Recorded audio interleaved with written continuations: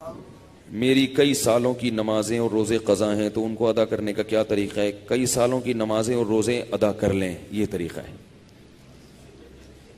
یہی طریقہ ہے، اس کے علاوہ اور کوئی طریقہ؟ جتنے سالوں کی نمازیں ہیں اتنے سالوں کی نمازیں پڑھیں۔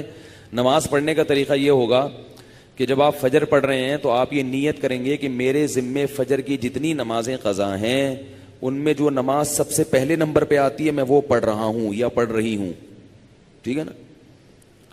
تو وہ آپ یہ نیت کریں۔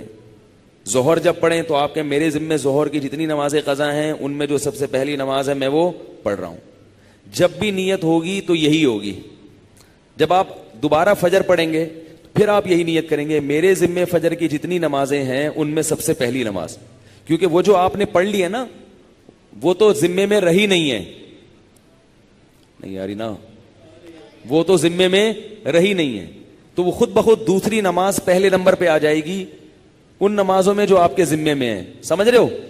اسی طرح آپ ایک ڈائری میں نوٹ کر لیں کہ کتنے سال کی نمازیں، اندازہ ہی ہوگا، یقین تو نہیں ہو سکتا، کتنی سال کی فجر ہے۔ بعض لوگ فجر کم پڑھتے ہیں ظہر زیادہ پڑھتے ہیں تو وہ ظہر کم رکھیں فجر زیادہ رکھیں، ٹھیک ہے نا؟ تو جمعے کتنے آئے ہیں یہ سارا حساب کر کے ایک اندازہ ہی ہوگا، اس کا یقین نہیں ہو سکتا، تو اندازے سے کر لیں اور جتنی جتنی نمازیں پڑھتے جائیں ڈائری میں سے وہ کاٹتے جائیں۔ بعض لوگ ڈائری کا نظام نہیں رکھتے، حافظے پر اعتماد کرتے ہیں، وہ ساری زندگی کنفیوز رہتے ہیں، پڑھتے رہتے ہیں، ان کو یہ نہیں پتا چلتا کہ ہوئی ہے کہ نہیں ہوئی ہے۔ اس لیے حافظے پر اعتماد نہ کریں، ڈائری میں باقاعدہ نوٹ کریں اور جتنی نمازیں ہوتی جا رہی ہیں ان کو کاٹتے چلے جائیں، تو انشاءاللہ یہ نمازیں آپ کی امام مہدی کے آنے سے پہلے پہلے، جس اسپیڈ سے آپ پڑھ رہے ہیں اس میں تو یہی ہے کہ امام مہدی کے آنے سے پہلے پہلے یہ نمازیں آپ کی امید ہے کمپلیٹ ہو جائیں۔ تو بھائی 24 گھنٹے میں کم از کم ایک دن کی نماز لازمی پڑھو، ایک دن کی بھی نہیں پڑھ رہے تو پھر گناہ ہونے کا خطرہ ہے بہت سخت، اور ایک دن کی اگر پڑھ رہے ہو تو اگر موت آ گئی تو وصیت کر کے جاؤ، تو اللہ کی رحمت سے امید ہے اللہ تعالیٰ معاف کر دیں، کیونکہ انسان اس سے زیادہ کا مکلف نہیں ہے نا۔ اب ایک دن میں 5 نمازیں فرض بھی پڑھنی ہے پھر قضا بھی پڑھنی ہے تو اور بھی تو کام کرنے ہیں نا۔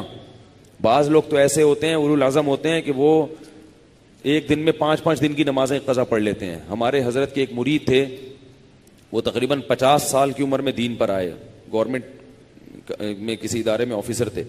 50 سال کی عمر میں جب آئے ہیں تو ایسا انقلاب آیا ان میں کہ انہوں نے 50 سال کی عمر میں عالم بھی بنے، وہ حافظ بھی بنے، اور میرا خیال ہے کتنے 40-50 سال کی قضائے عمری انہوں نے ایک سال میں نمٹا لی۔ ہم جب بھی جاتے تھے ہر وقت نماز پڑھ رہے ہوتے تھے یا تلاوت کر رہے ہوتے تھے اور مدرسے میں پڑھ بھی رہے ہوتے تھے، ایسا ٹائم کو مینج کیا انہوں نے۔ تو ایسے لوگ بھی ہیں، لیکن بہرحال شارٹ ہیں ایسے لوگ، تو آپ ایسے نہ بنیں، اتنا ہی کر لیں کہ 24 گھنٹے میں کم از کم ایک دن کی۔ پھر قضاء عمری پڑھنے کا کوئی ٹائم متعین نہیں ہے، فجر کے وقت میں ظہر کی پڑھ سکتے ہو، ظہر کے وقت میں فجر کی پڑھ سکتے ہو، مکروہ وقت نہ ہو۔ مکروہ وقت جو سورج نکلتے ہوئے، زوال کے وقت اور سورج غروب ہوتے ہوئے، فجر کے بعد بھی پڑھ سکتے ہیں، عصر کے بعد بھی پڑھ سکتے ہیں قضا، فجر اور عصر کے بعد نوافل تو نہیں پڑھ سکتے مگر قضاء عمری پڑھ سکتے ہو۔ وتر بھی پڑھنے پڑیں گے، احناف کے ہاں وتر کی نماز کیا ہے؟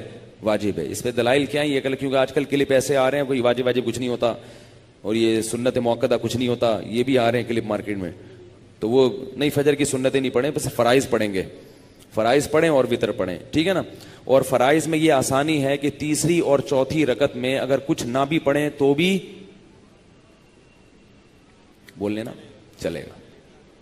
فرض کی تیسری رکعت میں 3 دفعہ سبحان ربی الاعلی کہنے کی بقدر کھڑے رہیں تو بھی نماز ہو جائے گی، ٹھیک ہے نا؟